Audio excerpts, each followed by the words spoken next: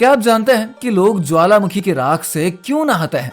जी हाँ, ये सुनने में थोड़ा सा अजीब लग सकता है, लेकिन ज्वालामुखी की राख को स्किन के लिए बेहद ही फायदेमंद मानते हैं। इस राख में मिनरल्स जैसे कि सिलिका और सल्फर होते हैं, जो कि स्किन को साफ करने में मदद करती है। ये नेचुरल एक्सफोलिएशन की तरह काम करती है, जिससे कि डेड स्किन हट जाती है और स्किन में एक नई चमक आ जाती है। इसके अलावा ये स्किन को काफी गहराई तक साफ करती है और मुहासों, दाग धब्बों को कम करने में काफी मददगार साबित होती है। यही वजह है कि कई स्पा और स्किन केयर प्रोडक्ट्स में ज्वालामुखी की राख का यूज होता है। तो अगली बार जब आपको स्किन केयर प्रोडक्ट चूज करें तो देखिए कि उसमें ज्वालामुखी की राख का जादू है भी या नहीं। तो क्या आप भी इस नेचुरल ट्रीटमेंट को आजमाना चाहेंगे? हमको कमेंट करके बताइए।